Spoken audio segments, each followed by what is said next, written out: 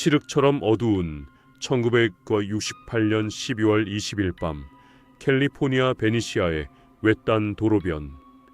10대 연인인 데이비드와 베티는 호숫가 근처에 차를 세워두고 조용히 대화를 나누고 있었습니다.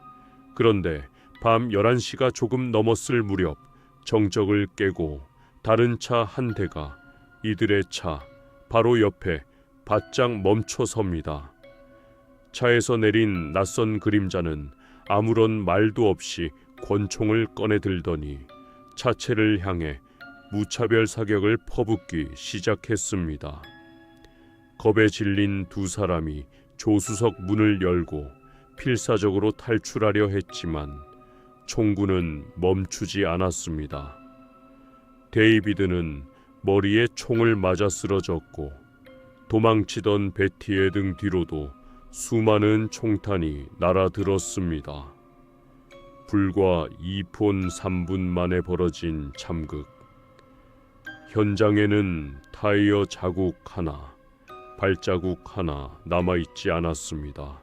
그로부터 약 7개월이 지난 1969년 7월 4일 독립기념일 자정 무렵 공포는 또다시 반복됩니다.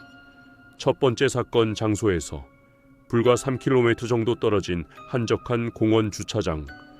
달린 페린과 마이클 마조가 탄 차 옆으로 정체불명의 차량이 다가와 조용히 전조등을 껐습니다. 잠시 후 다시 돌아온 낯선 남자는 차에서 내려 손전등을 비추며 다가왔습니다.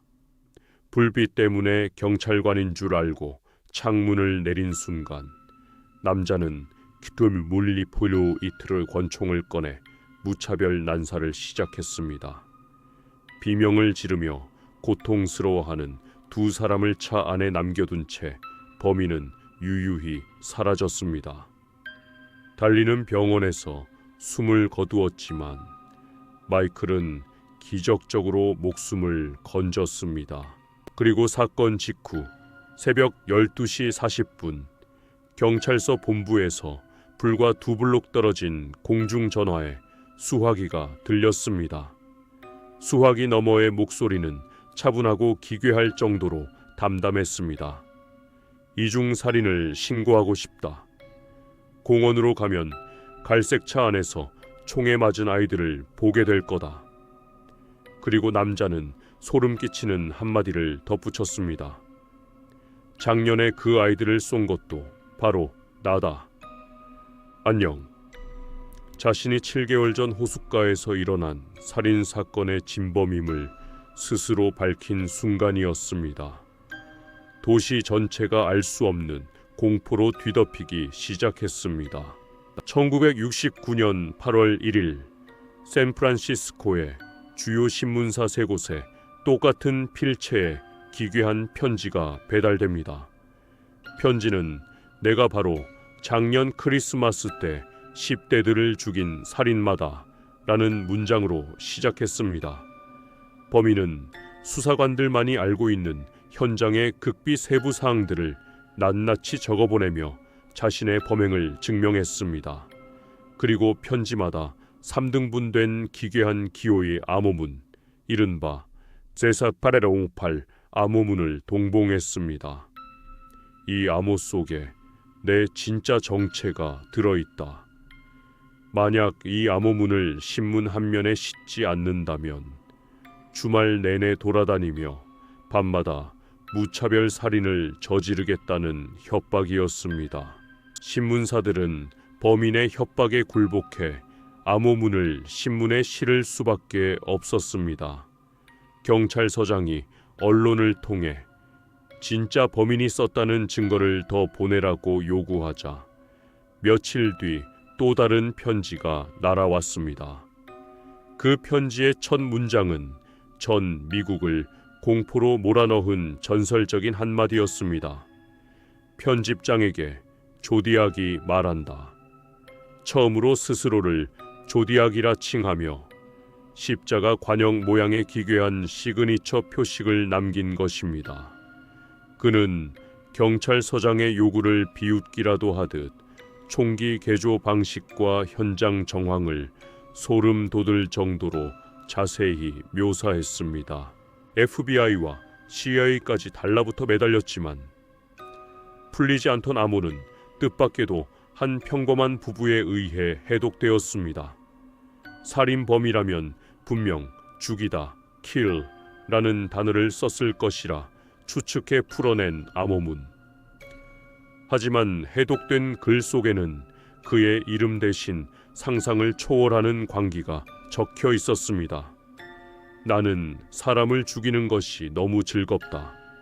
사냥보다 훨씬 재미있고 짜릿하다. 내가 죽으면 사후세계의 낙원에서 다시 태어날 것이고 내가 죽인 모든 자들은 나의 노예가 될 것이다. 자신의 이름을 밝히면 노예 수집을 방해할 것이기에 이름은 절대 알려주지 않겠다라는 조롱이었습니다. 1969년 9월 27일 나파 카운티의 베리에사 호수, 평화로운 토요일 오후였습니다. 대학생 커플인 브라이언과 세실리아는 호숫가 모래톱에서 피크닉을 즐기며 여유로운 시간을 보내고 있었습니다. 주변에는 잔잔한 물결 소리와 따스한 햇살만이 가득한 평범한 주말이었습니다. 그런데 세실리아는 저 멀리 나무 뒤편에서 누군가 자신들을 뚫어지게 지켜보고 있다는 사실을 눈치챘습니다. 단순한 행인인 줄 알았던 그 남자는 잠시 후 나무 뒤에서 걸어 나오며 믿을 수 없는 모습을 드러냈습니다. 남자는 머리 전체를 뒤덮는 검은색 사형 지팽인 두건을 뒤집어 쓰고 선글라스를 낀 기괴한 모습이었습니다. 가슴에는 흰색 천으로 조디악 특유의 십자가 관역 표식이 큼지막하게 그려져 있었습니다. 그는 총을 겨누며 탈옥수 행세를 했고 돈과 차를 원한다며 준비해온 플라스틱 빨랫줄로 두 사람을 묶게 했습니다.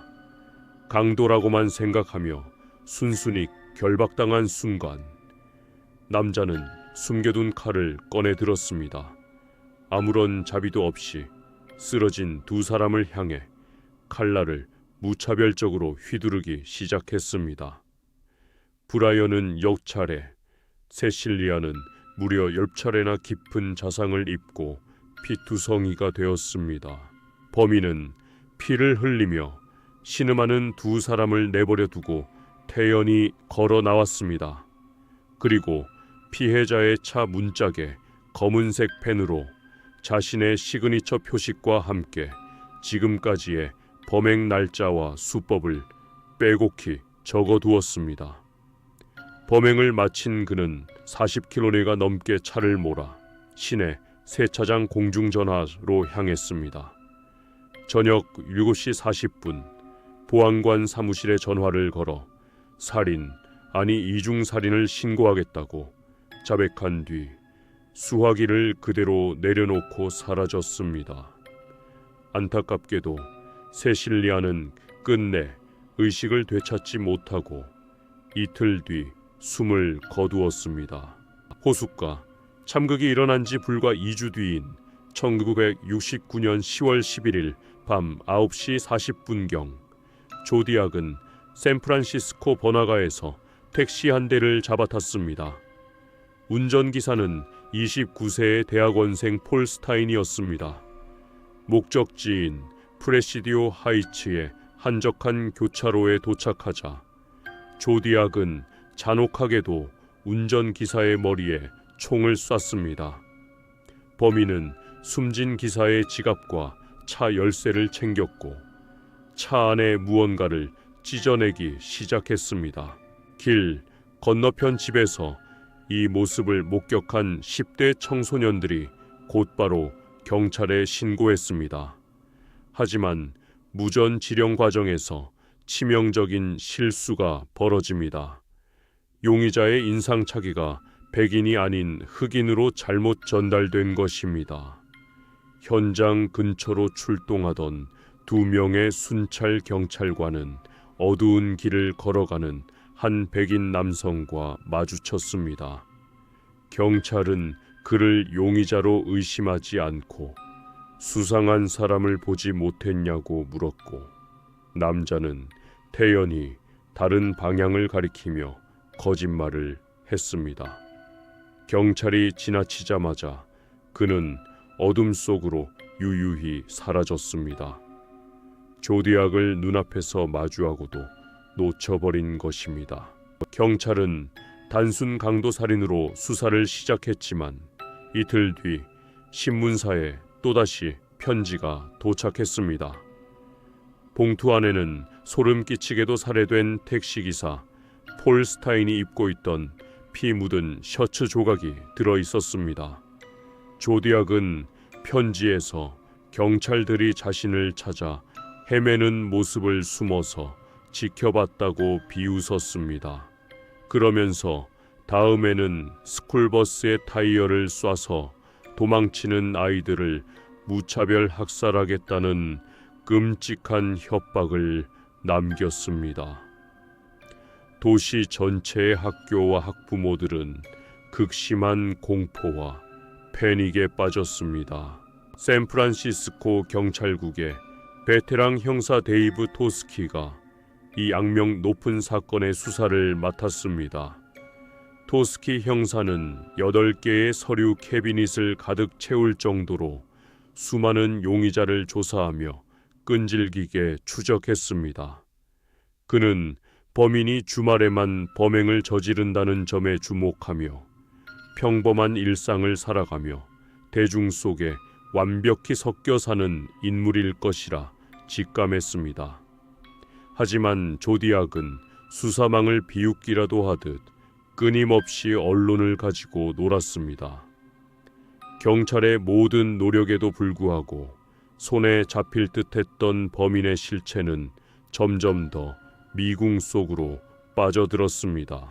1969년 11월 조디악은 340개의 기호로 이루어진 또 다른 암호문 제334-3을 신문사에 보냈습니다. 이 암호문은 무려 51년 동안 그 누구도 풀지 못한 채 전설적인 미스터리로 남아 있었습니다.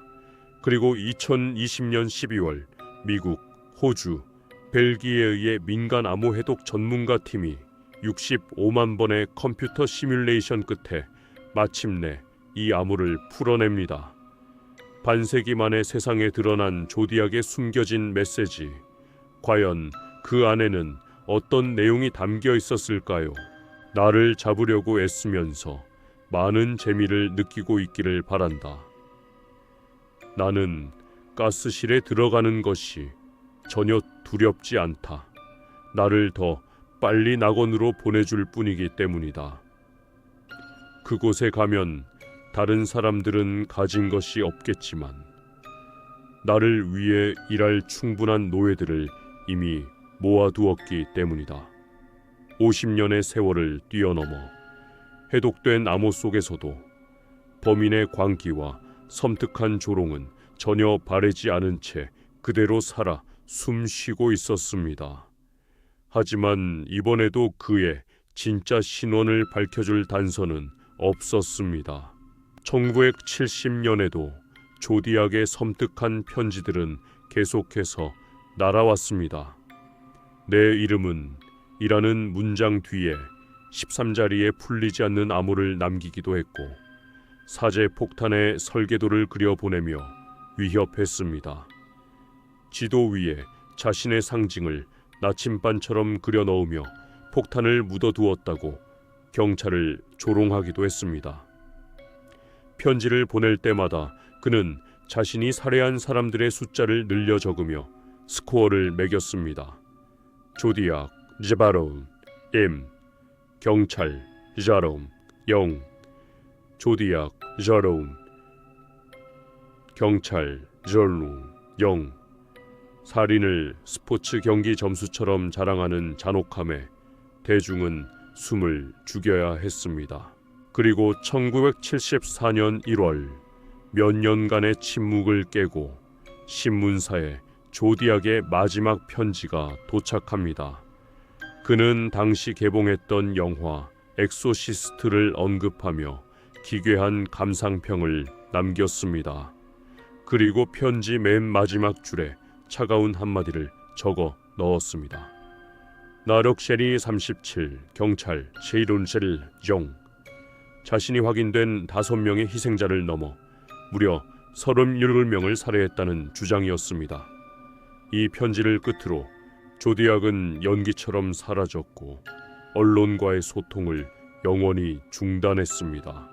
수사 과정에서 수많은 인물이 용의선상에 올랐지만 경찰이 공식적으로 이름을 지목했던 유일한 용의자는 아서 리 앨런이었습니다. 그는 전직 초등학교 교사이자 성범죄 전과자였으며 수많은 정황들이 그를 가리키고 있었습니다. 하지만 결정적인 지문과 필적, 현장 증거들이 완벽하게 일치하지 않았습니다. 진실을 밝혀내지 못한 채 그는 1992년 사망하고 말았습니다. 그가 진짜 조디악이었는지 아니면 교묘하게 법망을 피한 또 다른 누군가가 있었는지는 여전히 거대한 의문으로 남아 있습니다. 수십 년이 지난 지금까지도 캘리포니아 사법당국과 FBI는 조디악 사건을 미해결 열린 사건으로 분류하고 추적을 이어가고 있습니다. 지금도 전 세계의 수많은 수사관과 아마추어 탐정들이 남겨진 암호와 단서들을 파헤치고 있습니다. 수많은 목숨을 앗아가고 전 국민을 공포로 몰아넣었던 희대의 살인마. 그는 과연 지금 어디에 있을까요?